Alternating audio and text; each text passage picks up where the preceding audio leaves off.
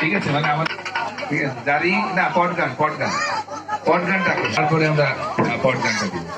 তো সম্মানিত সুবিধা, আসসালামু আলাইকুম, আমার নাম রেহেন আক্তার। আমি ইটাকুমারী ইউএসএন অ্যাপ্রোভেসিতে মিডওয়াইফ হিসাবে আছি। মিডওয়াইফ মানে হচ্ছে যারা মা এবং শিশুদের নিয়ে কাজ করে।